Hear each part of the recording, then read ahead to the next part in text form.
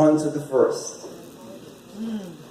Verse 9, and when they came that were hired about the 11th hour, they received every man a penny.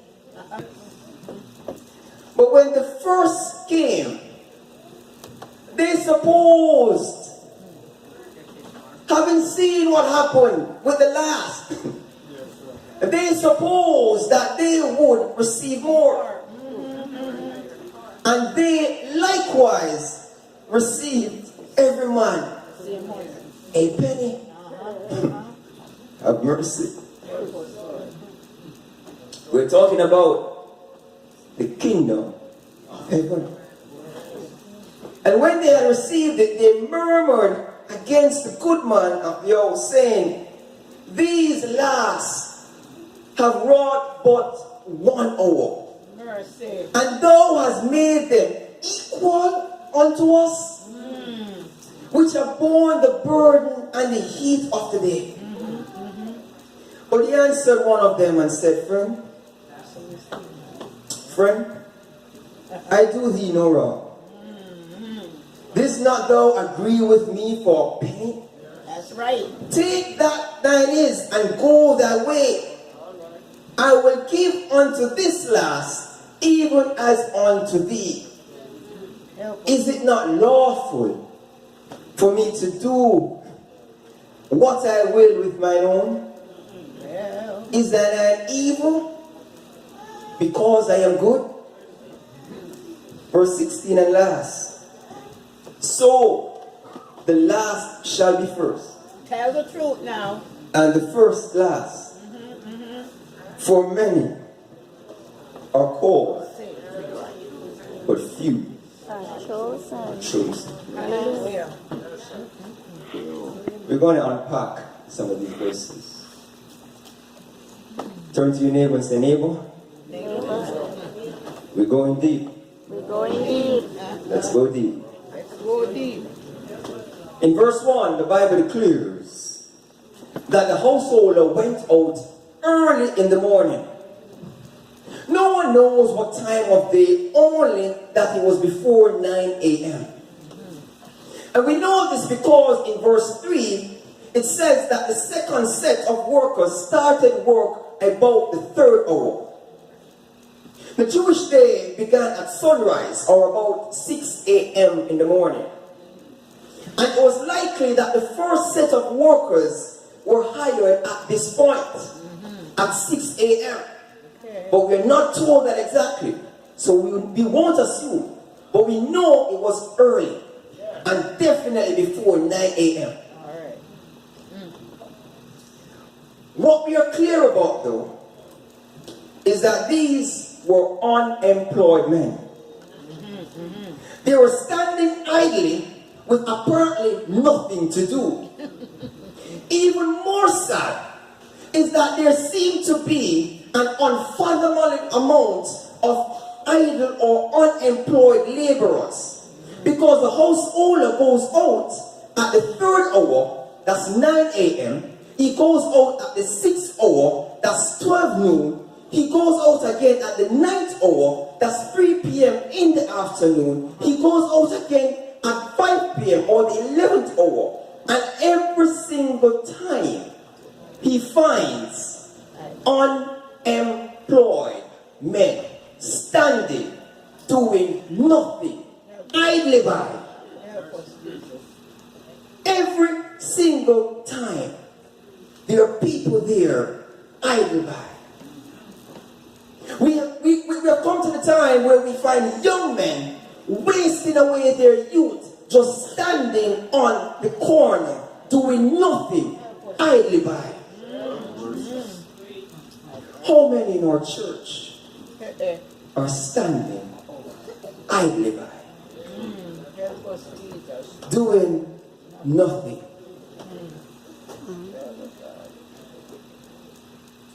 If you follow the news, there is what they call the national unemployment rate. It is something that is constantly reported. It is a measure of how well the president and by extension the administration is doing, how well they are handling the economy. Because every single nation, barring none, desires that every single workable citizen would be finding themselves employed. They want their citizens to be gainfully employed and doing their part to uplift the economy. What about our church? If we were to check, what would we find? What would be the unemployment rate in our church? Remember, we're talking about the kingdom of heaven. Amen. So we're not talking about your day jobs. We're talking about the spiritual aspect of it. Go ahead, preacher. We know we have metrics on how many are baptized. We know how much tithes and offerings are being returned. But we have no measure necessarily on how many disciples are actively working for the Lord. How many soldiers in God's army are on active duty, and how many are just in the army reserve? Hallelujah. What is your status? Yes, Lord. Don't look left. Don't look right. Don't look on anyone. What is your status? Are you on active duty, or are you in the army reserve? Mercy. Bless him, Lord. And I tell you something, you may not like me, but if you're not on active duty in God's army, if you're only in the army reserve, then you are on active duty for Satan. Mercy. With a mission to lull others into the same uselessness. Mercy. Yes, Do we even know our status? my Lord. Help us. The men in the parable didn't consider their status until the householder asked them a soul-searching question. I remember Jesus using a similar approach to the rich young ruler. Stood him up, looked directly at him, and asked him a soul-searching question. You want to follow me? Yeah? Are you willing? Are you willing to sell everything and come? The Bible declares that the young man went away sorrowful. How would we even know if we're unemployed? It's easy to tell if your neighbor is unemployed. Every day the car is in the driveway. They seem to be up to date with all the reality series on Netflix. They have been binge watching everything.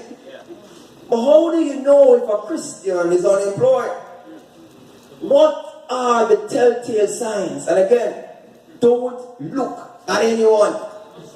Don't look left. Don't look right. Just ask yourself, when was the last time you invited someone to church? I give thanks that you are here. God be praised. But did you tell anyone where you are going? Did you offer them the opportunity to get the same blessing you are sitting in the seat getting right now? Hallelujah. And when was the last time you gave out a tract, a message magazine, or some other evangelistic literature? How about when was the last time you spent some time in prayer on your knees, praying for someone? Someone who's not your family member, even a stranger. May God be merciful on us. Because we have been idle. Oh, yes, sir. Yes, sir. We have been idle. And we have been, let me go slowly here. All right, sir. We have been workless Christian. Yes, sir. I got through that. You're doing all right. God. In verse 2, we see a merciful God. He's striking a deal with the laborers. These unemployed laborers, he strikes a deal with them for a penny a day. And I'm not sure if you noticed as we read through it before, but it is only the first batch of workers that got to know what the salary would have been. They agreed for a penny. Later on, we saw that the other workers, the 9 a.m. workers, the 12 noon workers, the 3 p.m. workers, even the 5 p.m. workers, they did not get a figure. They had no clue what this job would be paying. All they heard from the householder is that he would pay them what is right. Mercy. They were willing to go out and take the job just by trusting in the householder. They had faith. Only the first group knew what they would be working for. They knew at the end of the day, a penny is sure. You know. Just the first group. The ones that he met early in the morning.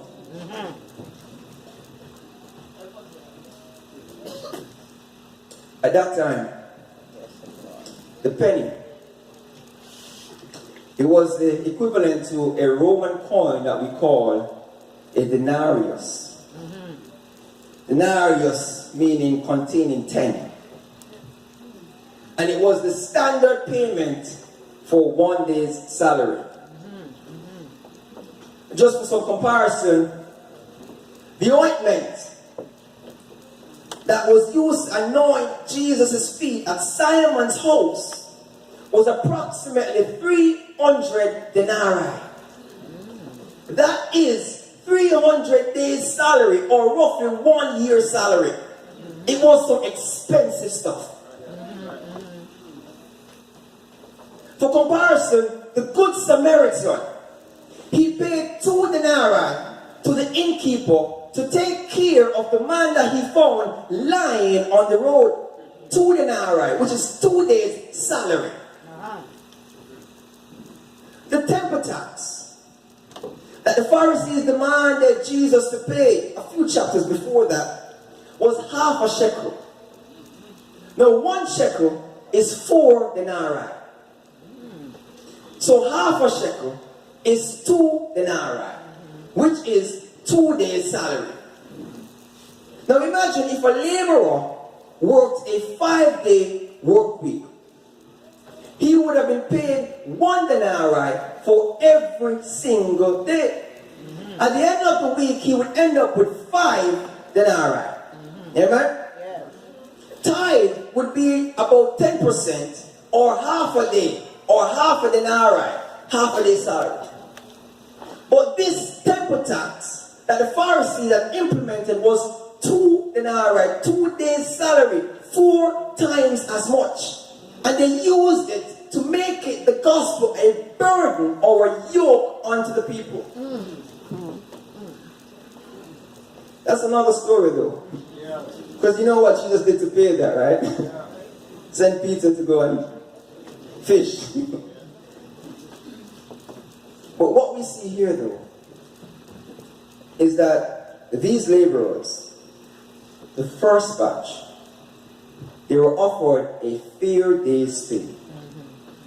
1 denarii was the going rate. They accepted it. They had nothing doing. They didn't know how they were going to provide food for that day. Can you imagine? These were unemployed men. Yes. They had nothing in the kitty, as they say, for tomorrow. Nothing to give the children. When they left out their bed that morning, they did not know how the day was going to end. They had nothing.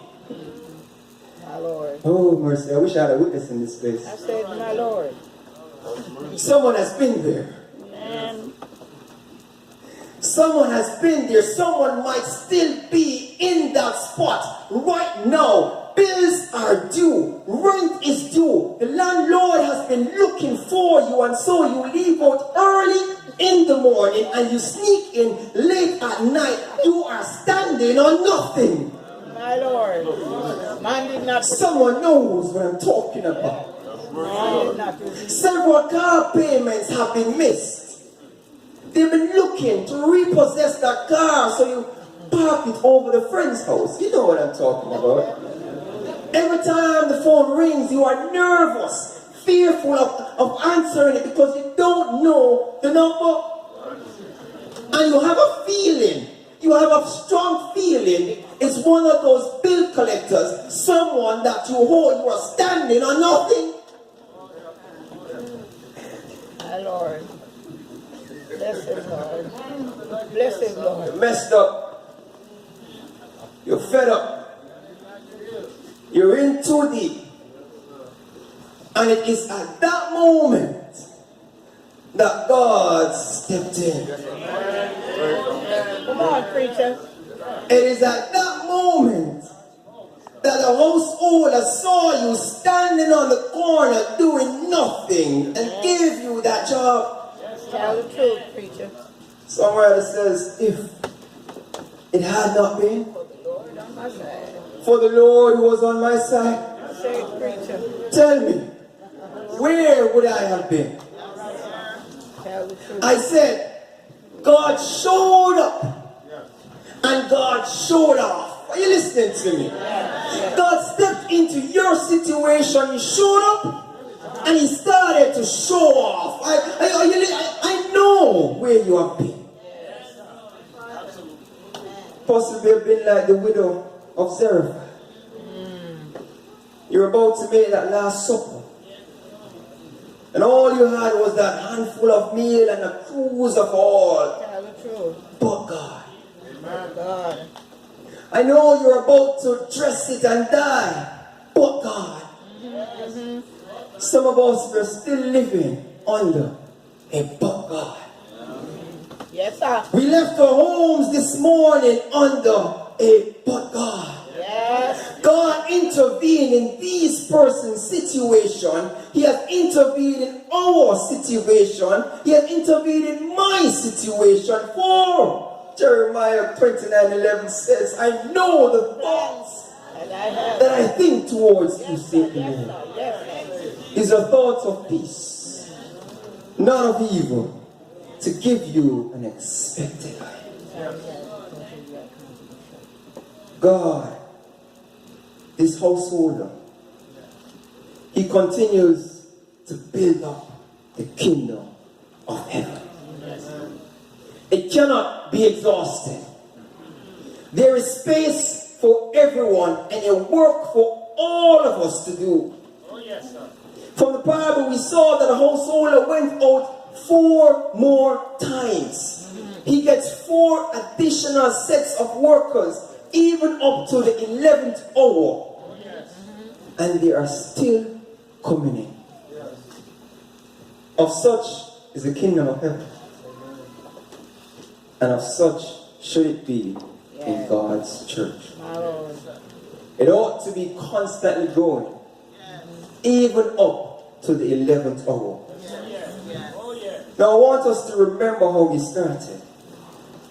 This is the last story about the kingdom of heaven. And it was set and it was meant to give us another perspective not previously seen.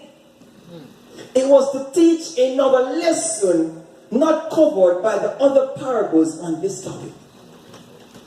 Up to this point, the laborers, they're working in the field.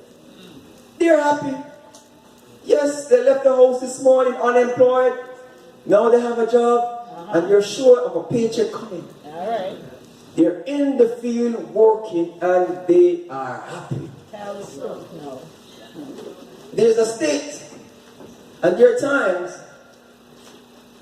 when everyone in church is happy or feels happy. Yes. But somehow, Pastor, it doesn't seem to last forever. Well, All right, sir. On the brink of this happiness, something is about to happen to change everything. Jesus wants to teach one more lesson on this topic. go ahead, preacher. They started the day unemployed without any hope of earning anything. And now, yes, they were gainfully employed. They knew, at least one set knew exactly what they would have been paid. Yes. Yes. But the others, they had no clue. And so it is, even in God's church now. There are some who seem to have all the knowledge. Mercy. They know all about church history. Go ahead, preacher. Come on now. They can expound on the 2300-day prophecy. Oh, Lord, help us. They can go in depth on the sanctuary and its services and explain every single item of furniture and its spiritual implications.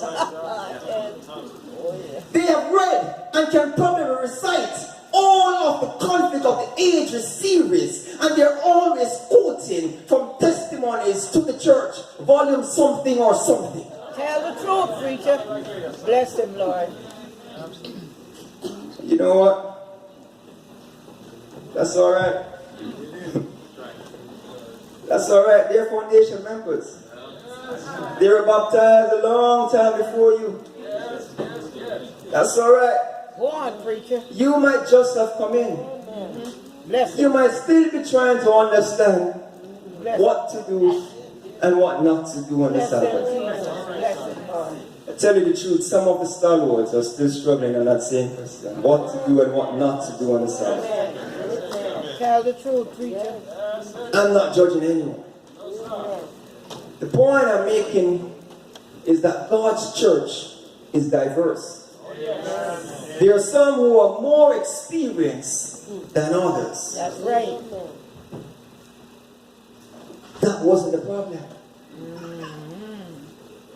The Lord then decides to deliberately switch things up. He decides that he will pay the last group first. Wow. Wow. Watch it, preacher. Verse 6. Take it easy, preacher. Take it easy, preacher. I tell you, we're going back to where we started. One more lesson on the kingdom of heaven. All right. One more thing to teach. Jesus knows that his death is imminent. And it is clear that his disciples are struggling on this very point. One more thing to teach about the kingdom of heaven. A few verses down in this same chapter, we are going to find that James and John's mother comes in and tries to get Jesus to promote her sons in the kingdom of heaven. Can you imagine? When the other 10 hears it, it causes a massive uproar. It causes a deep contention.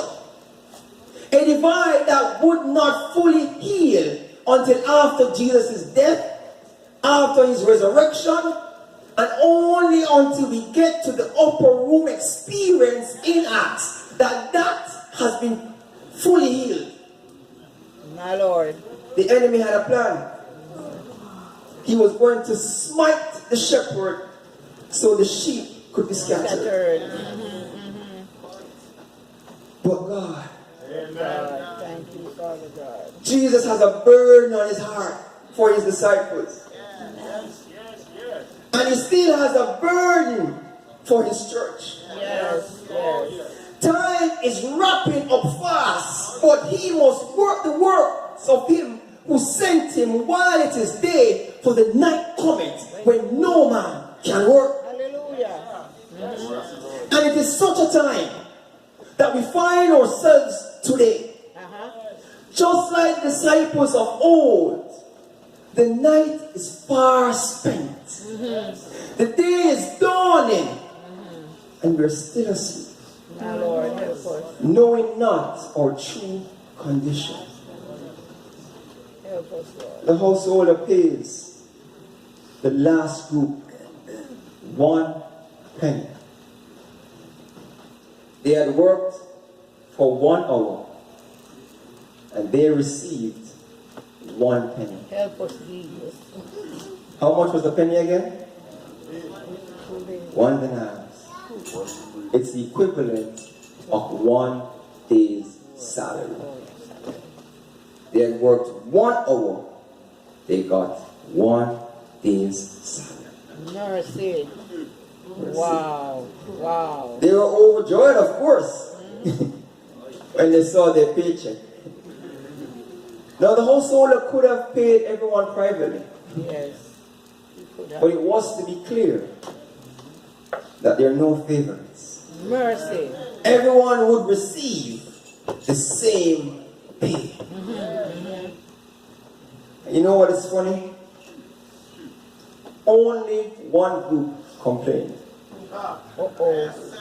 Uh-oh. Uh-oh. And it is the only group that had agreed to the penny.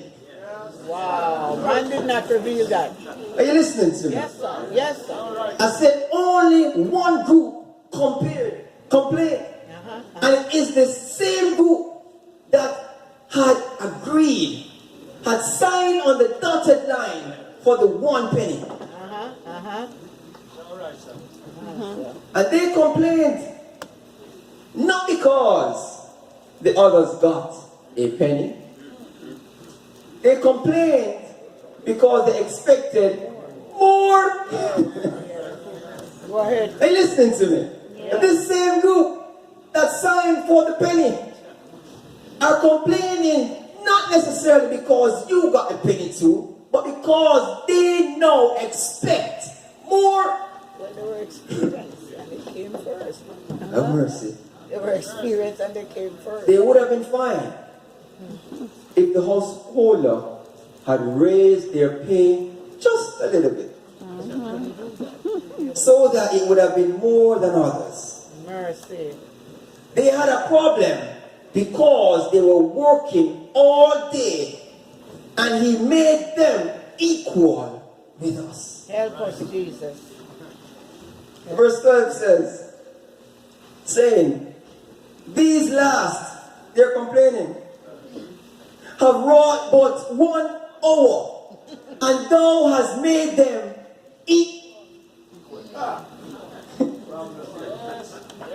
thou hast made them equal with us. We have a problem with equality. That's all God is though. We have a problem with our brother and our sister standing in the same position as us. Hallelujah. We have a problem with equality.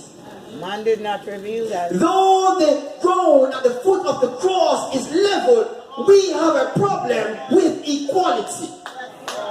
Go ahead, preacher. We have a problem when we wear that brand new Gucci suit. And next week, Brother Joe and So is in that same suit. We have a problem with equality. We have a problem when we drive in the latest Benz and next week Sister Price drive up in one just like it. We have a problem with equality. We have a problem when we have worked for over 10 years and we finally got eldership. Oh yeah. But young Timmy, only preach a few sermons. And just 4 years, he's now an elder. We have a problem with equality. Man did not reveal that. And we wonder why there's such a divide in the church. My God. Why adults can't reconcile with the youth. Why the youth can't even reconcile and agree amongst themselves. We have a problem with equality. Yes, we do. Despite studying unity week after week, I'm saying. Sabbath after Sabbath, we're still struggling on this problem of equality. Master, they cried, how dare you make them equal with us? Help us, Jesus. They're not from the right part of the neighborhood. Have you seen how they live down in the ghetto? Listen, I know it. This preacher here, I've experienced it. I hear you. And they say, who feels it knows it. Yes, yes, yes, yes, yes. This preacher is from a rough neighborhood. From Waterhouse, Kingston 11. Wow. My address was never right from morning. And if it had not been for Jesus, Hallelujah. where would I be? Bless him, Lord. Bless him, Lord. Master, they cried. They don't have a doctorate. Didn't even graduate from university. Trust me. How dare you give them a position like me? Mercy. They can speak as fluent. Listen to the accent. No one understands them, Master. They can't teach Sabbath school. How dare you? Mercy. Wow, man did not remember. Last week, Sister Williams spoiled the song. It was big music day. Master, how dare you make her lead the choir? Go ahead, preacher. Go ahead. Go ahead. Master, Oh, they don't work as hard as me. Haven't been here as long as me. They don't know as much as me. Master, they cannot be equal with me. Never heard him preach yet. wow. He's not a pastor's son. Well, How come you ask him to preach and not me? How dare you, Master? But the merciful Lord responds, bless him, Lord. Bless him. did you not agree to the penny? Take what is thine and go thy way. I will give unto the last, even as I give unto the first. Saints of God, Saints of God. as I close this message, Bless him, Lord. let us not fight and tear down others when God starts to bless them. Yes, yes. Go ahead. Do your work